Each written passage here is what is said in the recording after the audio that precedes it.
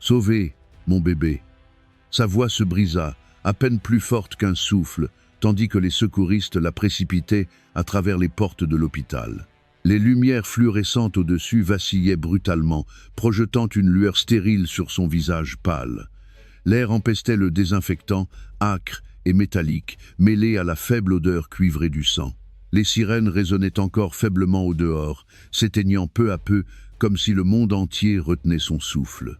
Ses mains tremblaient contre la rambarde du brancard, ses doigts s'agrippant au drap comme si elle pouvait s'accrocher à la vie par la seule force de sa volonté. Chaque respiration était sifflante, courte et fragile, tandis que les moniteurs émettaient des bips pressants autour d'elle. Les infirmières lançaient des chiffres, leurs chaussures claquant fort contre le linoléum. Un médecin se pencha, les yeux plissés par une concentration grave. Mais au milieu de ce chaos, une question résonnait plus fort que toutes les alarmes dans sa poitrine. Où était-il, le mari millionnaire qui avait juré autrefois de la protéger? L'homme pour lequel elle portait l'amour et la vie, il était introuvable. Et dehors, derrière les murs de l'hôpital, tandis qu'elle se battait pour sauver son enfant, il se tenait sous des lustres étincelants, une coupe de champagne à la main, sa maîtresse à ses côtés. Ceci n'est que le début. Restez avec nous jusqu'à la fin. Vous ne croirez pas le rebondissement qui vous attend.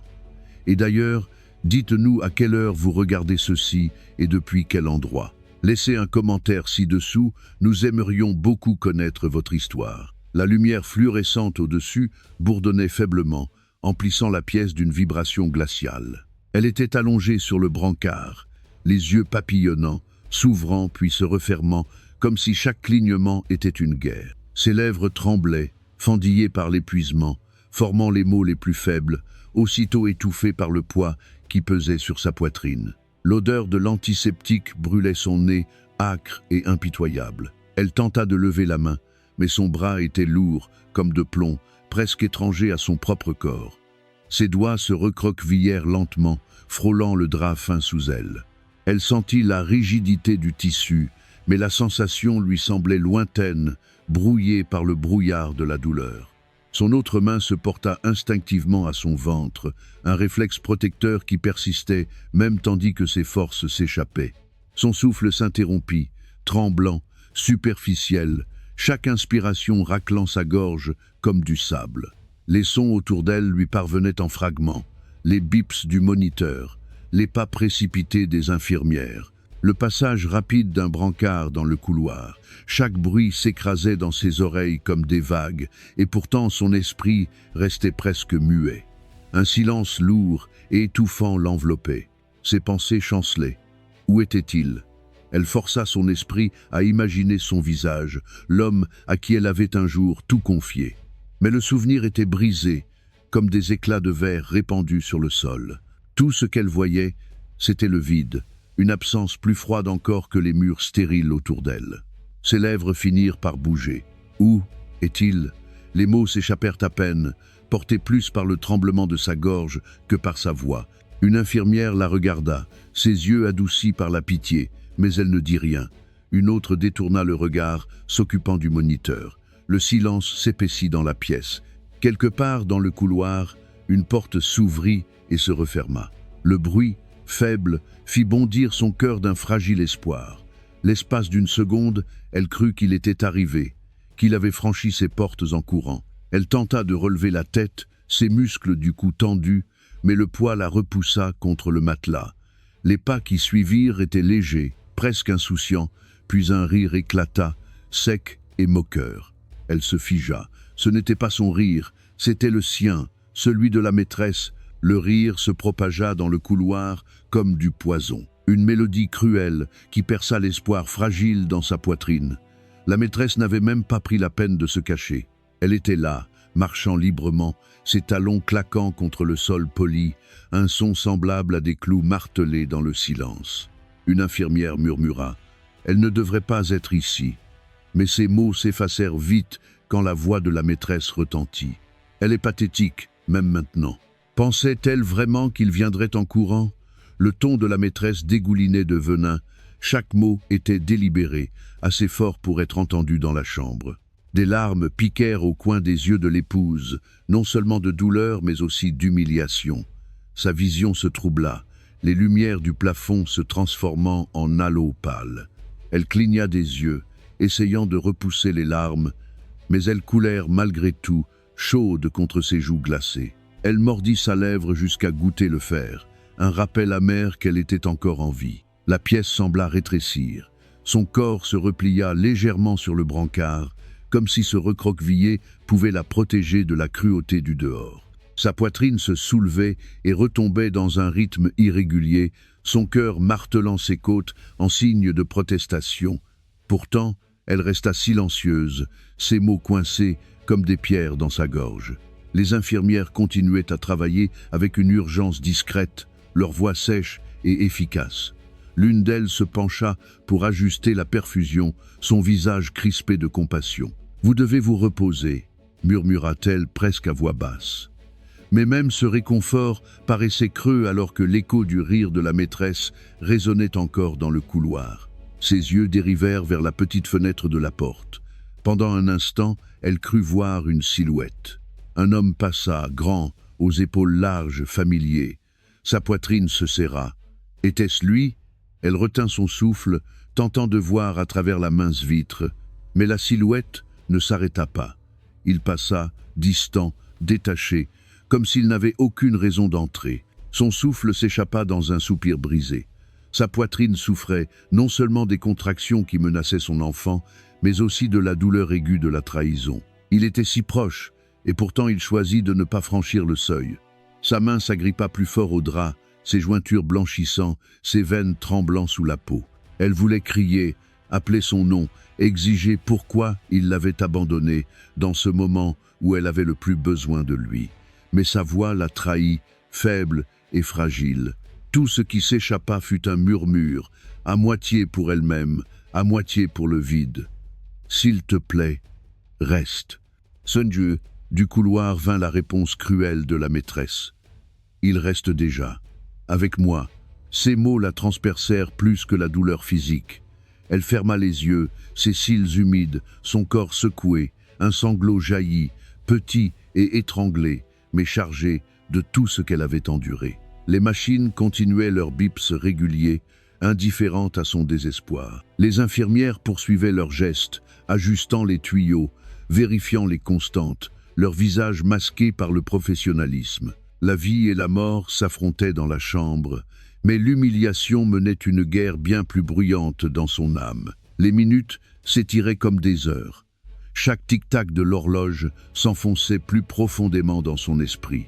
Elle se sentait suspendue, coincée entre l'ordre stérile de l'hôpital et le chaos de son cœur. Chaque son se faisait plus fort, le grincement d'une roue, le claquement d'un gant, le froissement du tissu lorsqu'une infirmière se pencha. Chaque bruit contrastait avec le silence en elle, un silence qui hurlait plus fort que des mots. Son corps frissonnait. Ses lèvres formaient des prières muettes, suppliant non pour elle, mais pour le petit cœur qu'elle portait. La seule chaleur qu'elle ressentait était ce léger battement dans son ventre, fragile mais réel, lui rappelant qu'elle ne pouvait pas abandonner. Ses yeux se rouvrirent lentement, attirés par les lumières du plafond. Elles se brouillèrent puis s'éclaircirent avant de pâlir à nouveau. Une larme glissa le long de sa tempe, s'imprégnant dans l'oreiller. Sa mouchoire se contracta. Même si la faiblesse se répandait dans ses membres, elle s'accrochait à ce dernier fil de force, non pas pour lutter contre lui, ni contre elle, mais pour lutter pour la vie en elle. Dehors, le rire de la maîtresse se mua en chuchotement. Elle distingua des bribes de mots, de cruelles lames flottant dans le couloir. Elle n'arrive même pas à le garder. Elle n'est rien sans lui. Le silence en elle s'épaissit, n'étant plus seulement douleur, mais aussi quelque chose de plus lourd, l'engourdissement. Un vide là où la confiance avait existé, elle resta muette, elle ne répondit pas. Son silence n'était plus une faiblesse, c'était sa survie. Les machines continuaient de biper, les infirmières s'affairaient. Et dans la lumière froide de l'hôpital, elle restait étendue, tremblante, humiliée, abandonnée, mais encore accrochée. Ce n'était pas la fin, mais à cet instant, le silence était tout ce qu'elle avait. La pluie avait commencé des heures plus tôt, douce au début, puis régulière, comme un avertissement discret que personne ne voulait entendre.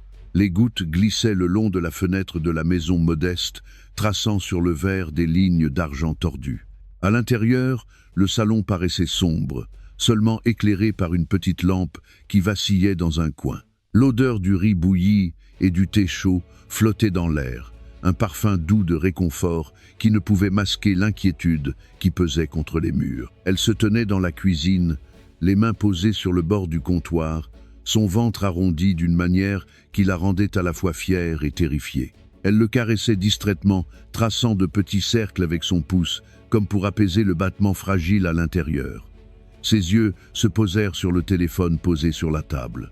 L'écran était noir, mais elle le fixait comme s'il pouvait s'allumer d'un instant à l'autre avec un message, un appel, un signe de l'homme qu'elle attendait. Des heures s'étaient écoulées depuis qu'il lui avait parlé. Ses derniers mots avaient été courts, secs, froids.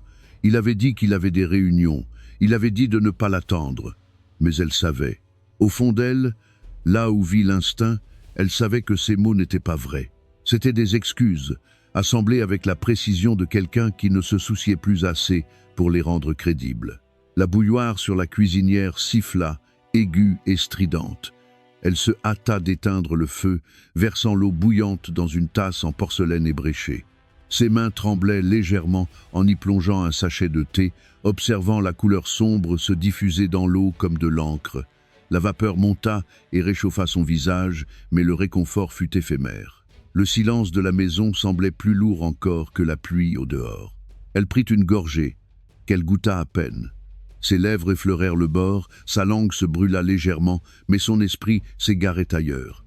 Elle l'imaginait franchissant la porte. Elle imaginait ses chaussures résonner sur le sol, sa voix appelant son nom. Elle l'imaginait la voir debout, tenant la tasse, son ventre portant leur enfant. Elle l'imaginait sourire, l'enlacer. Elle imaginait trop. Mais l'imagination n'était pas la réalité. La réalité, c'était le rythme régulier de la pluie. La réalité, c'était la chaise vide de l'autre côté de la table. La réalité, c'était son téléphone qui vibrait, mais pas à cause de lui. C'était son ami. Un court message. « Ça va ?»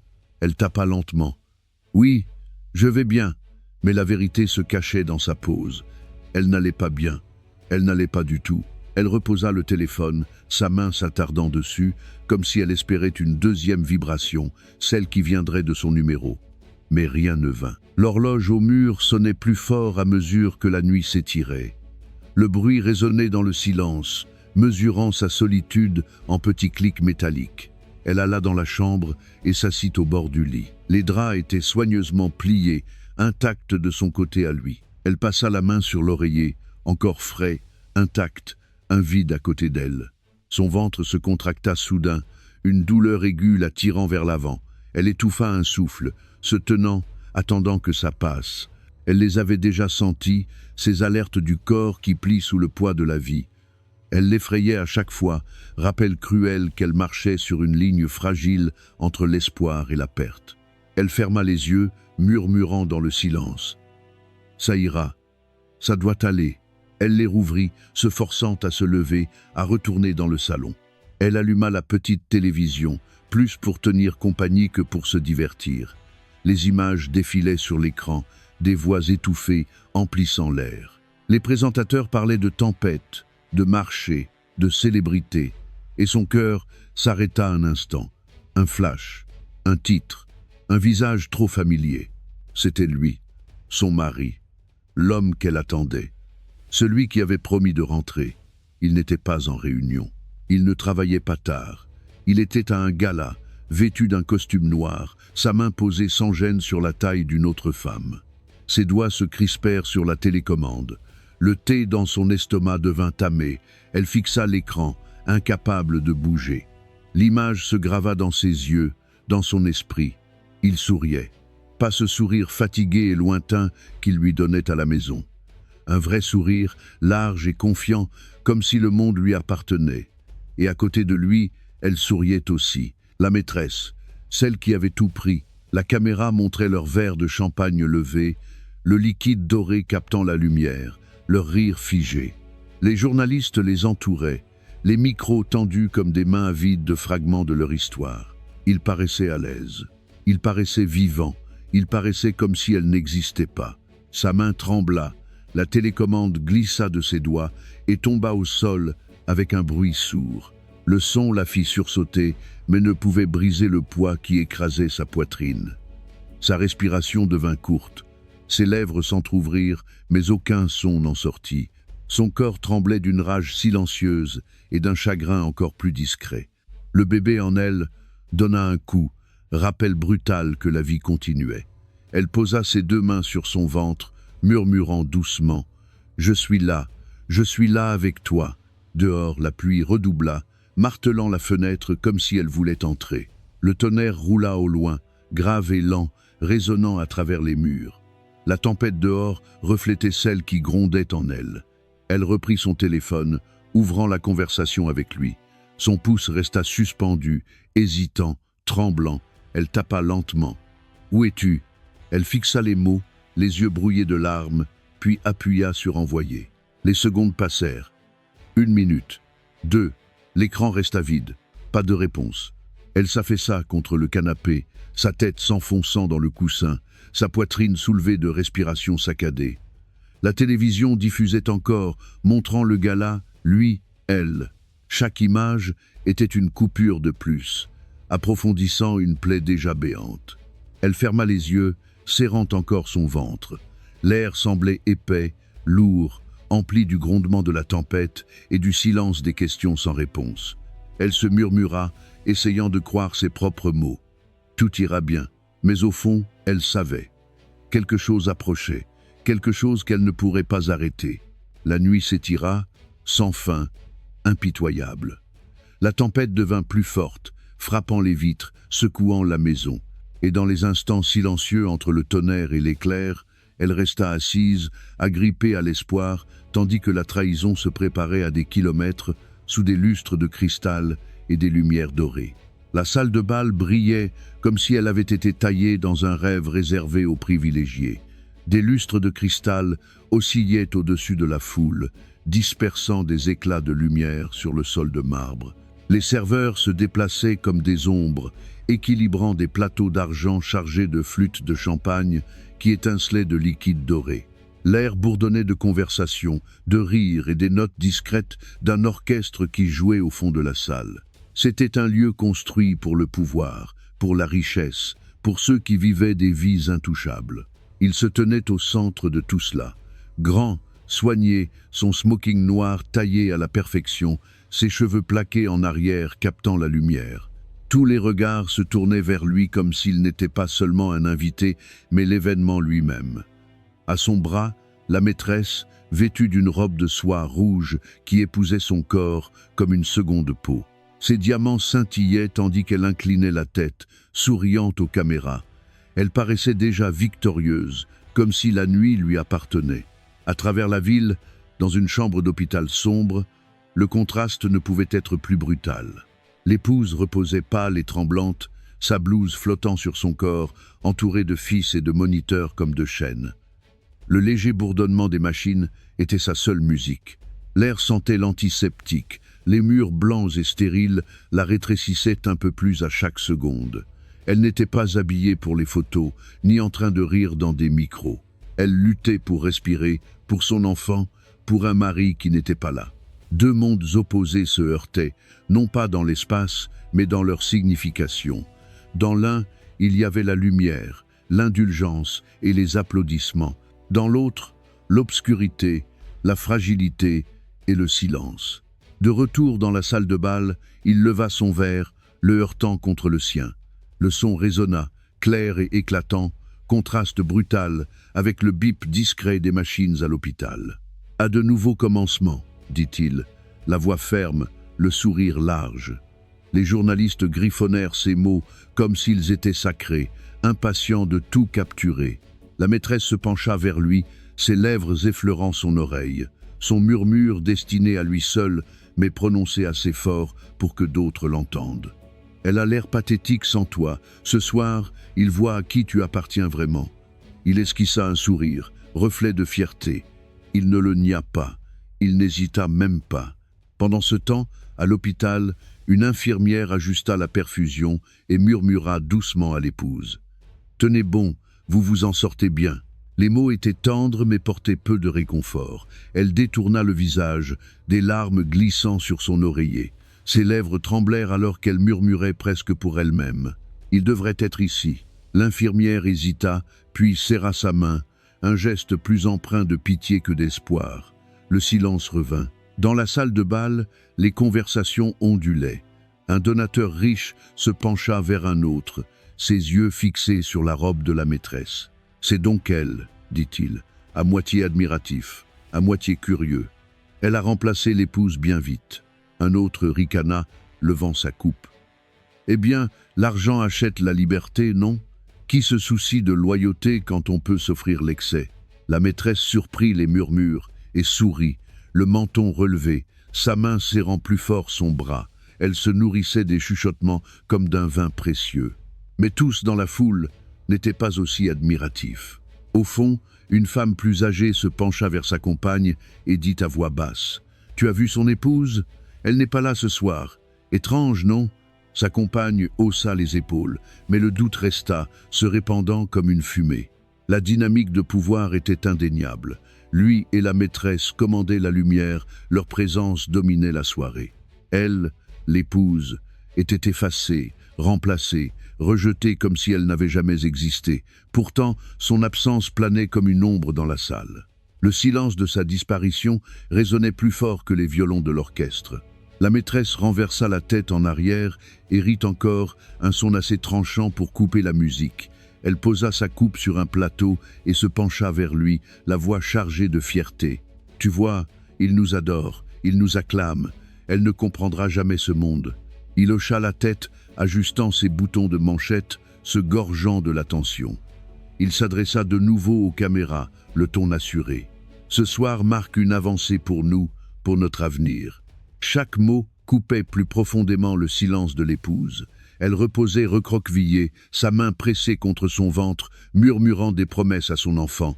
« Nous y arriverons. Je ne laisserai pas cela nous briser. » L'infirmière revint avec des draps propres, le froissement du tissu emplissant la petite pièce. Dehors, la pluie continuait de ruisseler contre les vitres de l'hôpital, traçant sur le verre des sillons semblables à des larmes. La tempête dehors reflétait celle en elle. Dans la salle de bal, l'orchestre enfla, la musique souleva la foule dans les applaudissements. La maîtresse avança comme si une scène lui appartenait. Les caméras crépitaient, figeant sa beauté. Il la suivit, sa main toujours posée sur son dos, la guidant en avant. Ensemble, ils ressemblaient à des souverains, intouchables, inarrêtables. Mais personne, dans cette salle étincelante, n'entendait les sanglots étouffés résonnant dans la chambre stérile. Personne ne ressentait l'étreinte glaciale de son cœur chaque fois qu'elle comprenait qu'il ne viendrait pas. Deux mondes, l'un noyé de lumière et de luxe, l'autre englouti dans l'ombre et la douleur. Et pourtant, ces mondes étaient liés par un fil que ni le millionnaire ni la maîtresse ne pouvaient couper. Un fil qui battait plus fort à chaque battement du cœur de l'enfant qu'elle portait. La nuit avançait, la musique s'élevait, les verres tintaient, les flashs crépitaient. Et loin des lumières, dans une chambre silencieuse où les machines bourdonnaient, une femme murmurait encore. Sa voix tremblait, mais portait une étincelle de défi. Ce n'est pas la fin. Les lignes de bataille étaient tracées. Un monde célébrait pendant que l'autre souffrait. L'un se berçait d'illusions, tandis que l'autre affrontait la vérité. Et bien que personne au gala ne le sache, le silence fragile de l'hôpital se préparait à une tempête bien plus grande que la pluie dehors. La nuit s'étirait, longue et impitoyable, chaque minute gravée dans sa mémoire comme une marque refusant de disparaître. Elle était assise, soutenue par l'oreiller fin de l'hôpital, la perfusion tirant son bras à chaque petit mouvement. Son téléphone reposait sur la petite table à côté d'elle, silencieux, immobile, un morceau de verre froid qui semblait se moquer d'elle par son vide. Elle tournait la tête vers lui encore et encore, comme si la seule force de sa volonté pouvait l'illuminer d'un message venu de lui. Mais il restait inerte. Elle inspira lentement, ses lèvres tremblantes. Le silence de la chambre pesait lourd sur sa poitrine, brisé seulement par le bip régulier du moniteur. Derrière la porte, elle entendait le pas feutré des chaussures sur le linoléum, l'appel occasionnel d'un médecin dans les haut-parleurs. Tout paraissait lointain, étouffé, sans importance face à la douleur qui s'élargissait en elle. Son cœur souffrait non seulement de l'abandon, mais aussi des fragments de vérité qui l'avaient peu à peu blessé pendant des mois. La façon dont il détournait les yeux au dîner. La façon dont son téléphone restait toujours posé face contre table, comme pour cacher ses secrets. La façon dont il avait cessé de lui tenir la main quand ils marchaient ensemble. Aucun de ces instants n'avait crié la trahison à lui seul. Mais ensemble, ils formaient un chœur devenu si fort qu'il avait fini par couvrir tout le reste. Son téléphone vibra enfin. Elle le saisit vite, ses mains tremblantes, ses yeux pleins d'un espoir fragile. Mais l'écran éteignit son esprit aussitôt qu'elle lut les mots. « Ne m'appelle pas ce soir, prends soin de toi. » Aucun prénom, aucune chaleur, aucun signe d'urgence, juste des mots froids comme la pierre. Ses lèvres s'entr'ouvrirent et un murmure s'échappa avant qu'elle ne puisse le retenir. « Prends soin de moi, c'est tout. » Sa voix se brisa et elle serra le téléphone contre sa poitrine, comme si le tenir plus près pouvait changer le sens des mots. Une infirmière entra discrètement, ajustant la perfusion. Elle jeta un coup d'œil au téléphone, puis au visage pâle de la femme, mais ne dit rien. Son silence était de la sympathie, mais la sympathie ne guérissait pas la blessure. De l'autre côté de la ville, au gala, il leva son téléphone lui aussi. La maîtresse se pencha, ses yeux plissés. « C'est elle ?» demanda TL, son ton à la fois joueur et acéré.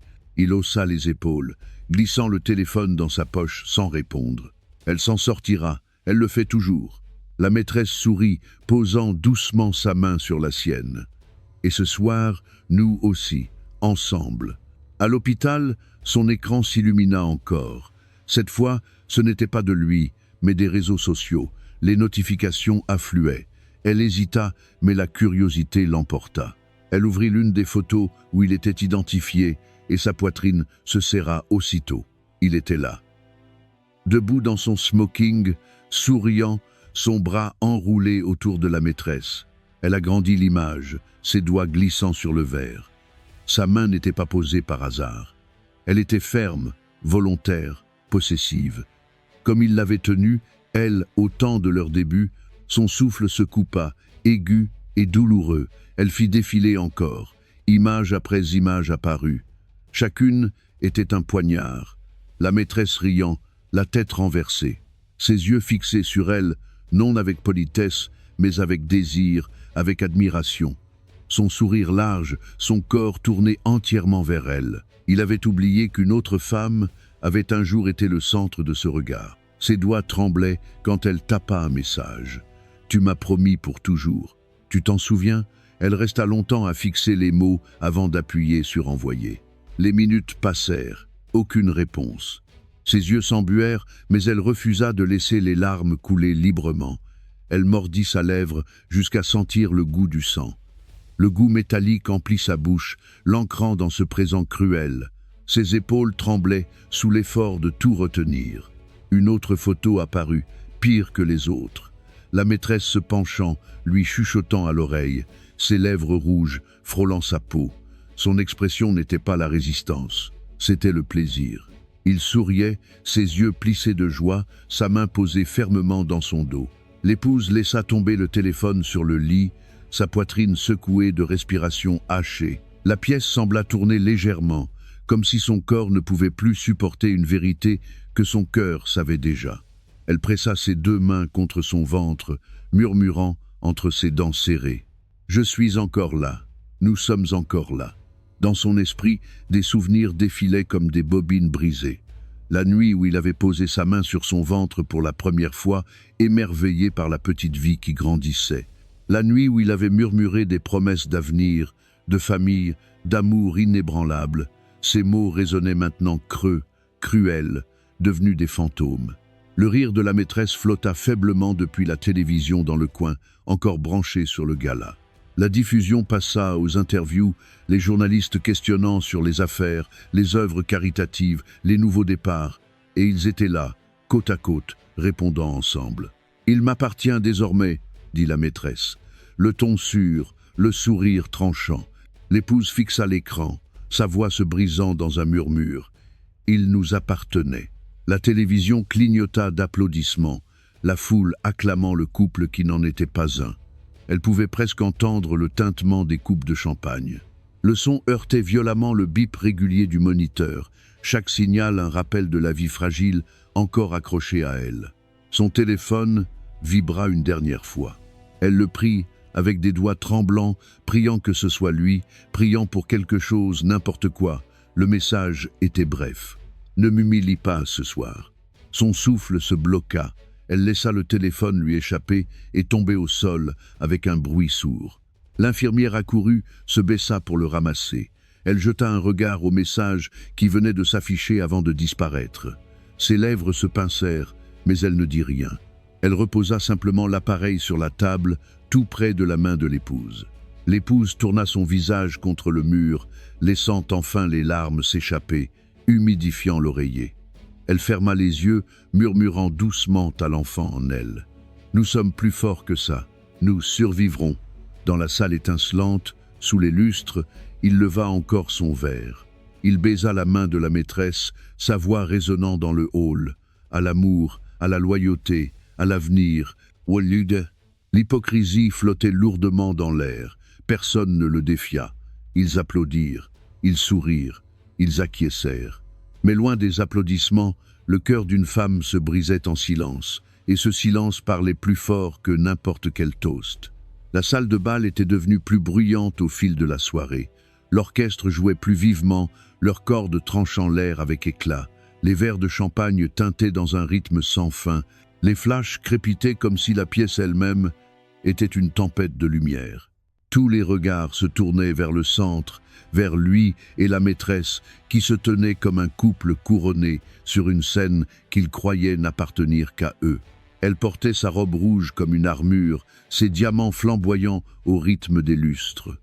Sa main ne quittait jamais sa taille, comme si ce geste n'était pas seulement de l'affection, mais de la possession. Ensemble, ils souriaient dans les micros, riaient face aux caméras et offraient l'image d'un avenir parfait. Puis cela arriva. La maîtresse fit un pas en avant, ses yeux brillants d'un éclat plus tranchant que l'admiration. Elle leva haut son verre, sa voix couvrant la musique, portée avec précision théâtrale à travers la foule. « Ce soir, nous célébrons la vérité », déclara-t-elle, ses mots dégoulinants de venin. « Car tout le monde ici connaît la vérité, n'est-ce pas ? Il l'a laissée derrière lui. » La pauvre épouse, s'accrochant à un homme qui a déjà choisi son avenir. Elle n'est rien qu'une ombre, et ce soir le monde le verra. La salle se figea, les conversations cessèrent, même l'orchestre chancela, ses notes trébuchant avant de s'éteindre. Tous les yeux se tournèrent vers lui, puis de nouveau vers elle. Certains laissèrent échapper un souffle de stupeur, d'autres chuchotèrent derrière leurs mains. Il ne broncha pas, il resserra simplement son bras autour de la taille de la maîtresse, ses lèvres s'étirant en un sourire qui confirmait ses paroles. Son silence n'était pas un déni, c'était un aveu. Les journalistes se penchèrent en avant, leurs stylos griffonnant, leurs caméras tournant. Le scandale était trop tentant, les questions fusèrent. « Est-ce vrai ? Avez-vous quitté votre épouse ? Le confirmerez-vous ce soir ?» La maîtresse rit, sa voix résonnant contre les murs de marbre. « Bien sûr que c'est vrai. Regardez-le, regardez-nous. Le voyez-vous courir vers elle maintenant ? Non, il se tient ici, là où est sa place. » Elle posa sa main sur sa poitrine, tournant légèrement la tête pour que les caméras captent l'intimité. Il la laissa faire. Il s'y prêta même, son expression calme, presque fière. De l'autre côté de la ville, dans la chambre d'hôpital, l'épouse regardait la scène se dérouler sur l'écran vacillant. Son corps tremblait en entendant les mots, chaque syllabe frappant son cœur fragile. Elle pressa sa main contre son ventre, murmurant « N'écoute pas, petit, n'entends pas cette cruauté ». Mais les images étaient implacables. La maîtresse, radieuse dans sa cruauté, le mari, silencieux dans sa trahison, la foule, complice dans ses applaudissements. Sa gorge se serra, son souffle se coupa. Ses lèvres s'entr'ouvrirent, mais aucun mot n'en sortit. Seul un sanglot, petit et brisé, s'échappa. L'infirmière voulut éteindre la télévision, mais l'épouse secoua faiblement la tête. Elle voulait voir, elle devait voir, car ce n'est qu'alors qu'elle comprendrait vraiment jusqu'où ils étaient allés. Au gala, la maîtresse leva encore plus haut le menton, sa voix plus acérée, comme si elle se nourrissait de la cruauté de l'instant. Elle croyait pouvoir le garder, elle pensait que ses larmes et son ventre le retiendraient. Mais dites-moi, un homme comme lui appartient-il à la faiblesse? Ou appartient-il au pouvoir? Des exclamations parcoururent la salle. Certains détournèrent le regard, honteux de sa cruauté. D'autres se penchèrent, avides du drame. Le mari parla enfin. Sa voix était basse, mais porta à travers le silence. « Il est temps que tout le monde accepte la réalité. Mon mariage est terminé. Elle est mon avenir. » Sa main serra la taille de la maîtresse, scellant la trahison d'un geste que les caméras captèrent avec une clarté cruelle. La foule explosa en murmures. Certains applaudirent timidement, hésitant entre célébrer ou s'indigner. Les journalistes criaient leurs questions en même temps. La maîtresse se délectait, son sourire large, son rire triomphant. Elle avait humilié l'épouse, non en secret, mais devant le monde entier. Dans la chambre d'hôpital, les larmes de l'épouse coulèrent librement, traçant des sillons sur son visage, trempant l'oreiller. Elle serra son ventre, comme si l'enfant en elle était le seul ancrage l'empêchant de se briser. Ses lèvres tremblaient alors qu'elle murmurait « Tu connaîtras l'amour, même si je ne le vois jamais, tu le connaîtras. » Le moniteur à côté d'elle accéléra, signalant la tempête dans son corps. Les infirmières se précipitèrent, appelant le médecin. Leurs voix montèrent, urgentes, couvrant ses sanglots. « Nous devons la stabiliser. » Son rythme cardiaque s'emballe. Mais même dans le chaos, ses yeux restaient fixés sur la télévision. Elle regardait la maîtresse se pencher une dernière fois vers le micro. Elle peut pleurer autant qu'elle veut, elle peut supplier autant qu'elle veut, mais la vérité est simple. Il m'appartient désormais. Les mots transpercèrent plus profondément que n'importe quelle blessure physique. L'épouse enfouit son visage dans l'oreiller, étouffant ses pleurs, ses épaules secouées violemment. L'infirmière tenta de bloquer l'écran, mais le mal était fait. Au gala, la maîtresse but une longue gorgée, savourant sa victoire. L'orchestre lança un nouveau morceau, plus fort, plus joyeux, comme pour ensevelir la cruauté sous la musique. Les invités levèrent leurs verres, certains par habitude, d'autres par peur de se démarquer. Et au milieu de la salle étincelante, sous la lumière dorée des lustres, le mari millionnaire se tenait aux côtés de sa maîtresse, silencieux, complice et fier. L'épouse tremblait dans son lit d'hôpital, humiliée non seulement en privé mais publiquement, sa douleur diffusée pour que le monde entier la consomme. Son silence criait plus fort que ses sanglots. L'humiliation avait atteint son sommet. La nuit à l'hôpital s'étirait, longue et impitoyable, mais quelque chose commençait à changer en elle. Pendant des heures, elle avait pleuré en silence, laissant l'humiliation et la trahison l'enfoncer plus profondément dans le matelas. Pendant des heures, elle s'était accrochée au bord du désespoir, ses larmes imprégnant l'oreiller mince de l'hôpital. Mais à l'aube, quand la lumière grise glissa sur la fenêtre, une pensée émergea en elle. Petite, fragile d'abord, mais grandissant à chaque battement de cœur. Assez. Son corps tremblait encore. Ses lèvres étaient pâles. Sa main serrait son ventre avec protection. Pourtant, dans ses yeux, derrière le voile de larmes, il y avait quelque chose de nouveau, une étincelle, faible mais ardente. Elle ne pouvait plus rester silencieuse. Le silence avait été sa prison. Le silence avait été son arme retournée contre elle. Désormais, le silence prendrait fin. L'infirmière entra doucement, vérifiant les moniteurs, ajustant la perfusion. Elle s'attendait au même regard vide qu'elle avait vu toute la nuit. Mais elle surprit une autre expression, une mâchoire serrée, des épaules redressées, une détermination qui n'existait pas auparavant. L'épouse parla, sa voix encore faible mais plus ferme. « Je veux voir le médecin. Maintenant. » L'infirmière cligna des yeux, surprise par l'ordre soudain. Elle hocha vite la tête et sortit. Quelques minutes plus tard, le médecin entra, un dossier à la main, le visage fatigué mais attentif. « Vous devez vous reposer, dit-il doucement. Le stress est dangereux pour vous et pour le bébé. Vous avez besoin de calme. » Ses yeux se fixèrent dans les siens, sans vaciller. « Je me reposerai quand je saurai que je peux encore me relever. Je ne céderai pas ici, je ne le laisserai pas me briser. » Le médecin hésita, puis inclina légèrement la tête avec respect. Il ajusta son traitement et lui assura qu'elle était stable. mais c'était sa volonté qui l'apaisa plus que la médecine. Elle s'adossa à l'oreiller, respirant profondément, murmurant pour elle-même. « J'ai assez souffert, j'ai assez pleuré, j'ai assez supplié, plus jamais. » Les images du gala brûlaient encore dans son esprit, le rire cruel de la maîtresse, le silence du mari, les caméras capturant son humiliation, mais au lieu de l'écraser, ses souvenirs l'alimentaient. Chacun devenait une flamme, rallumant quelque chose qu'elle croyait perdu. Son téléphone reposait sur la table. Elle le prit, ses doigts tremblants mais fermes. Elle fit défiler les photos de lui et de la maîtresse, chaque image rappelant la trahison. Au lieu de détourner les yeux, elle les fixa avec assurance.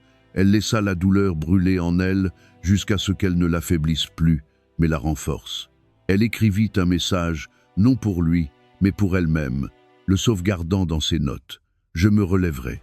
Je ne serai pas réduite au silence. Je ne les laisserai pas me définir. » Les mots brillaient sur l'écran, petits mais puissants, un serment intime que personne ne pouvait effacer. L'infirmière revint avec un verre d'eau, le posa près de son lit. L'épouse la regarda, sa voix basse mais tranchante. « Ne me plaignez pas, regardez-moi. » Les yeux de l'infirmière s'écarquillèrent.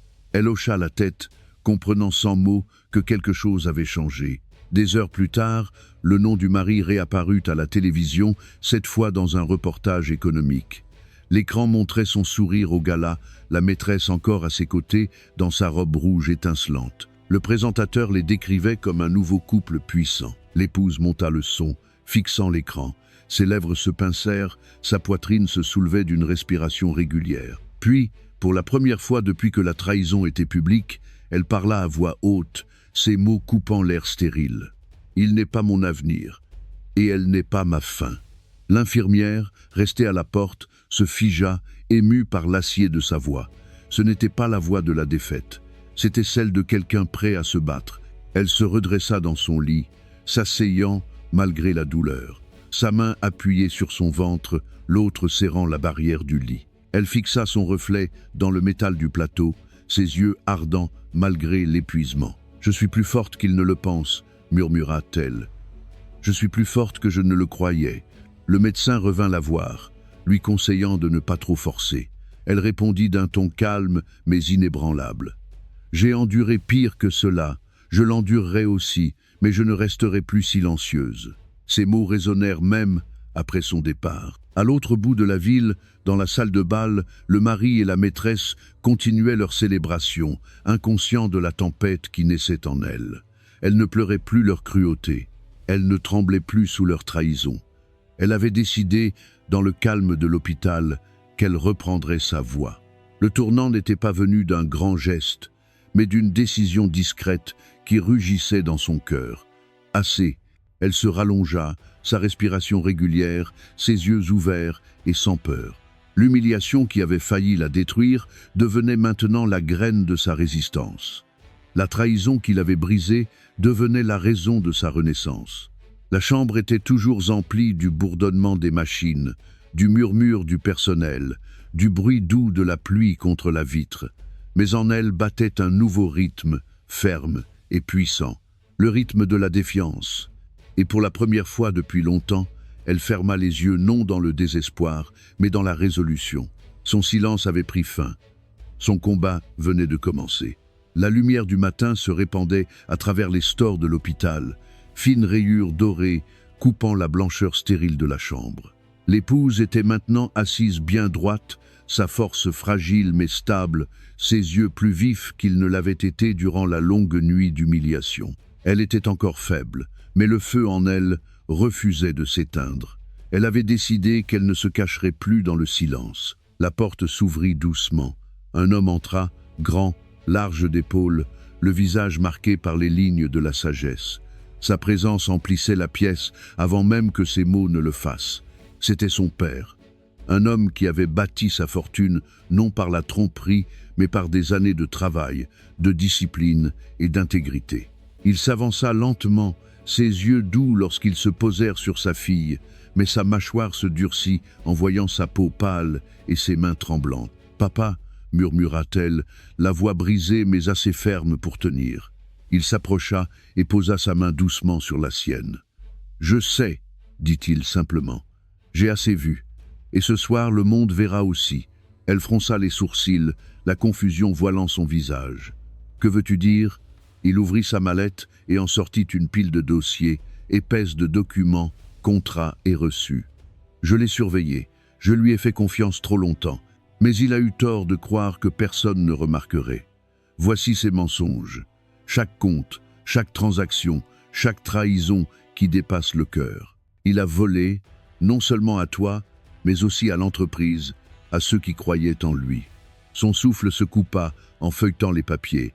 Des virements vers des comptes secrets, des propriétés sous un autre nom, des dépenses de luxe imputées au fond de l'entreprise. La vérité s'étalait à l'encre noire, indéniable et accablant. Il a tout utilisé pour elle, dit son père, la voix tremblante de rage contenue. Les cadeaux, les voyages, les fêtes, il a construit leur monde sur ta douleur et sur le dos de ceux qui lui faisaient confiance. Mais cela s'arrête aujourd'hui. Je ne le laisserai pas t'enterrer et je ne le laisserai pas détruire ce que j'ai construit. Elle déglutit, sa main sur son ventre. Le poids de la vérité était lourd, mais il ne l'écrasait pas, il la libérait. Elle avait soupçonné, mais le soupçon n'était que fumée. Là, c'était du feu, réel, brûlant, irréfutable. « Que va-t-il lui arriver ?» demanda-t-elle doucement. Les yeux de son père se durcirent. Ce qui arrive à tout homme qui trahit à ce niveau. L'exposition, le jugement, les conséquences. Plus tard dans la soirée, lors d'une réception bondée d'investisseurs et de journalistes, le mari et sa maîtresse entrèrent encore une fois, confiants. Ils croyaient avoir gagné. Ils pensaient que le monde avait accepté leur version. Ils souriaient, posaient pour les caméras et levaient leurs verres en fausse célébration. Mais la fête fut brusquement interrompue. Les portes s'ouvrirent et son père entra. Il n'arriva pas avec de la musique ni des rires. Il arriva avec le silence, celui qui attire tous les regards. Il avança vers la scène, sa présence imposante, sa mallette à la main. Le sourire du mari s'effaça en le voyant.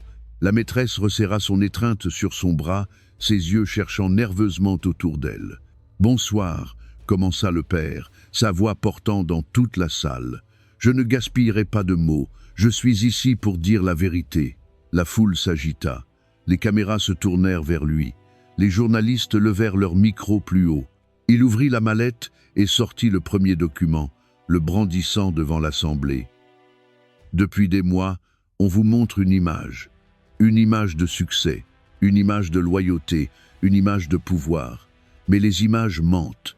Les chiffres, eux, ne mentent pas. Il étala les documents sur le pupitre, sa voix s'affermissant à chaque mot.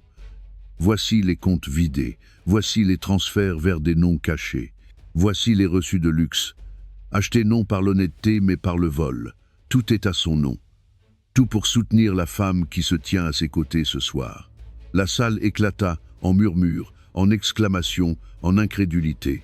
Les journalistes se précipitèrent, photographiant les preuves. Les investisseurs échangèrent des regards furieux et trahis.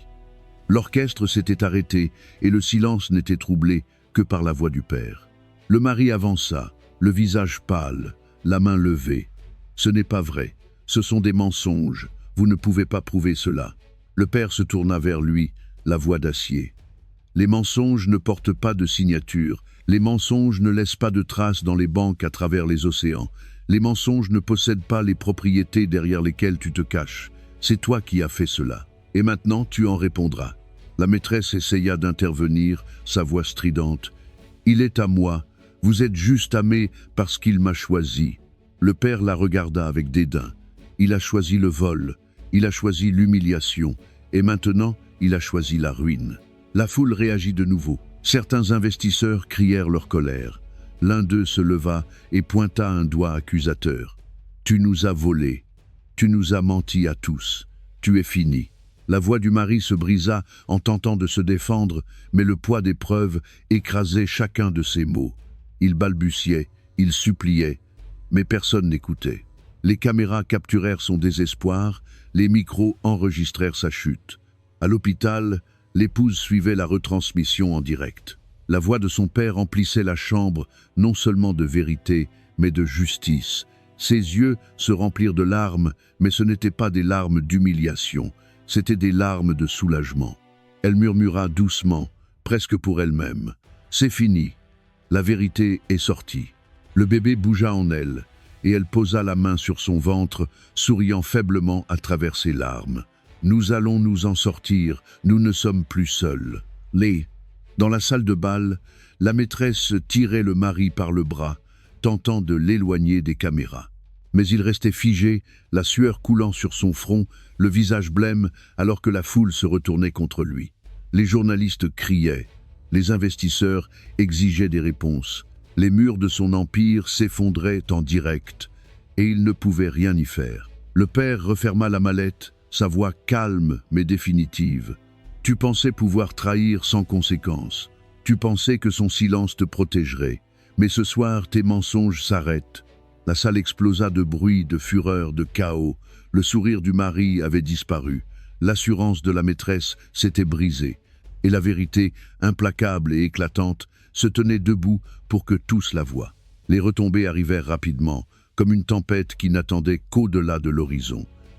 Une fois la vérité prononcée à voix haute, il n'y avait plus moyen de la reprendre. Les investisseurs qui lui serraient autrefois, la main lui tournait maintenant le dos. Les journalistes qui louaient jadis son charme le déchiraient désormais avec des titres dégoulinants de scandales.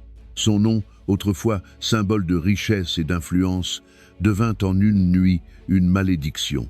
Il se tenait au bord de la salle de bal, pâle et tremblant, essayant de parler mais noyé sous le rugissement des voix autour de lui. Les flashs des caméras n'étaient plus admiratifs mais accusateurs. Les micros qui cherchaient autrefois ses paroles attendaient désormais sa chute. La maîtresse s'agrippait à son bras, ses yeux écarquillés de peur, sa voix aiguë murmurant à son oreille. « Fais quelque chose, dis quelque chose, ils ne peuvent pas tous se retourner contre toi. » Mais il n'avait pas de mots. Chaque excuse s'effondrait sous le poids des documents présentés par le père. Chaque déni sonnait creux face aux signatures, aux transferts et aux preuves irréfutables. Son silence parlait plus fort que n'importe quelle protestation. « Je vous en prie, vous devez me croire », balbutia-t-il enfin, la voix brisée en tendant la main vers la foule. Mais ils reculèrent. Les investisseurs qui l'applaudissaient autrefois le fixaient avec mépris. L'un d'eux cracha les mots, durs et définitifs.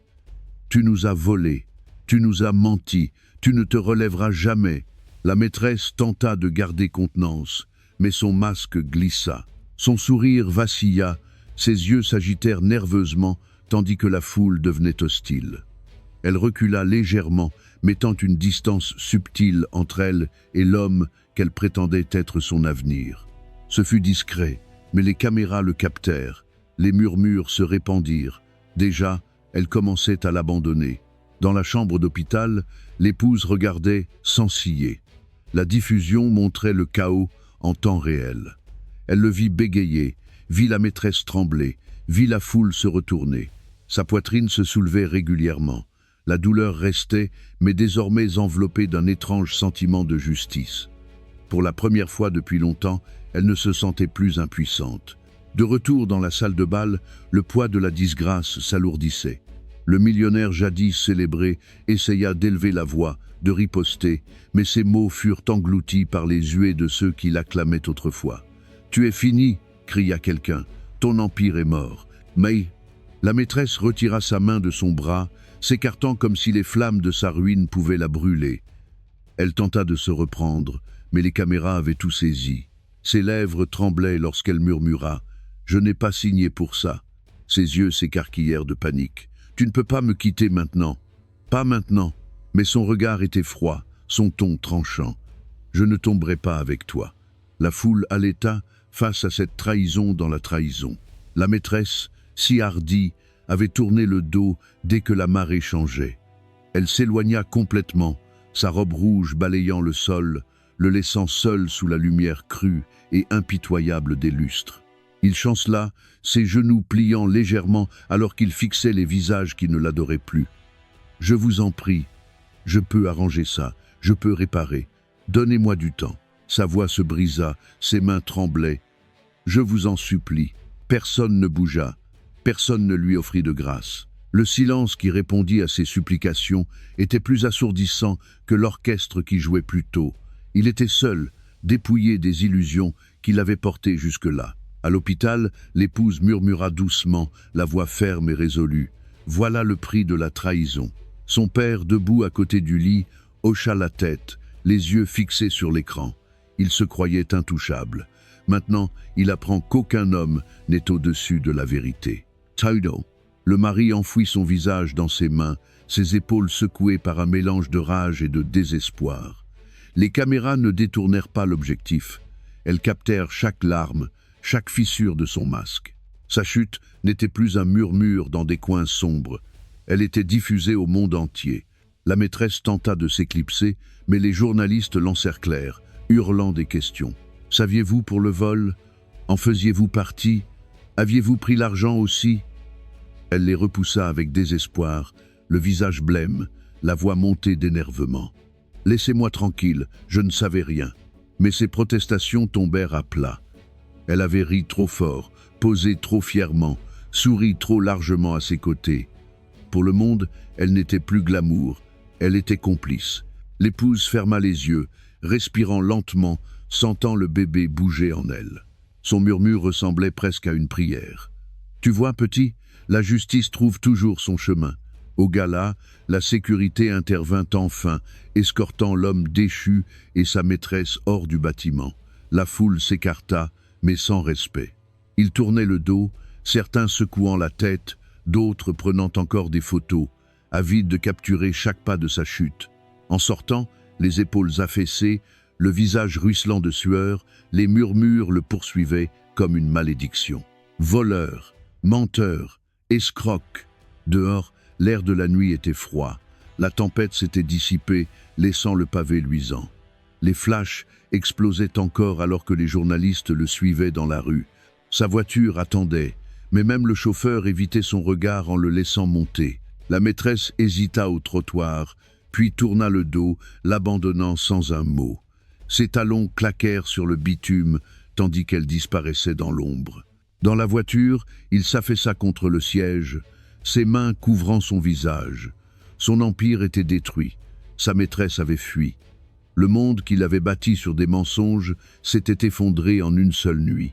Et loin de là, dans le calme d'une chambre d'hôpital, l'épouse expira enfin, ses épaules se relâchant pour la première fois depuis des mois. Les moniteurs bipaient régulièrement. Sa force revenait, non par sa présence, mais par son absence. L'homme qui l'avait trahi faisait face au poids de ses choix. La maîtresse qui l'avait humilié se retrouvait abandonnée. La foule qui les adulait leur tournait le dos. L'épouse ouvrit les yeux et murmura pour elle-même une ultime vérité. Le prix a été payé. La chambre d'hôpital était maintenant silencieuse, rythmée seulement par le bip doux du moniteur et le léger souffle de la ventilation. La lumière du matin filtrait à travers les stores, traçant de fines lignes dorées sur les murs blancs et stériles. La tempête qui avait secoué la ville la nuit précédente avait disparu, laissant un ciel clair et lumineux. On aurait dit que le monde lui-même avait changé, porteur du poids d'un nouveau commencement. Elle était assise, calée contre son oreiller, le corps encore faible mais plus stable qu'il ne l'avait été depuis des jours. Sa main reposait doucement sur son ventre, sentant les petits mouvements de la vie en elle. Chaque coup, chaque frisson était une promesse. Elle n'était pas seule. Elle ne l'avait jamais été. Un léger sourire étira ses lèvres tremblantes, et cette fois, ses larmes n'étaient pas de chagrin, mais de soulagement. Son père entra discrètement, sa présence ferme et protectrice. Il ne portait plus de mallette, plus de preuves, plus de documents.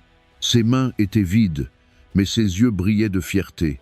En regardant sa fille, il ne voyait pas une victime, mais une survivante. « Tu es en sécurité maintenant », dit-il doucement, en tirant une chaise près de son lit. Elle hocha lentement la tête. « Je le sens. Pour la première fois, je le sens. » Il tendit la main et serra la sienne d'une poigne ferme. Il a tout perdu. Le monde sait qui il est vraiment. Il ne peut plus t'atteindre. Il ne peut plus toucher ce qui compte le plus. Dieu. Elle ferma les yeux un instant, laissant ces mots s'ancrer profondément. Les images de lui et de la maîtresse demeuraient encore dans sa mémoire, brûlantes, mais elle ne la contrôlait plus. Elle n'avait plus le pouvoir de l'humilier. Ce n'étaient que des souvenirs désormais, la preuve d'une trahison qu'elle avait surmontée. Plus tard dans l'après-midi, le médecin entra avec des nouvelles. Son état s'était stabilisé. Le bébé était fort. Avec des soins et du repos, la mère et l'enfant allaient bien. Le soulagement envahit la pièce. Elle pressa de nouveau sa main sur son ventre et murmura doucement « Nous avons réussi. Nous avons vraiment réussi ». Les journaux continuaient de dérouler leurs reportages à travers la ville. L'empire du millionnaire s'était effondré en une nuit. Les banques retirèrent leur soutien. Les investisseurs déposèrent des plaintes. Les contrats furent rompus. Les gros titres ne le louaient plus. Ils le condamnaient. Les photos de la maîtresse, autrefois rayonnante, montraient désormais une femme fuyant les journalistes, le visage blême, les yeux emplis de peur. Le monde qui s'était moqué de l'épouse tournait maintenant sa fureur contre eux. Dans son lit d'hôpital, l'épouse ne regardait rien de tout cela. Elle n'en avait pas besoin.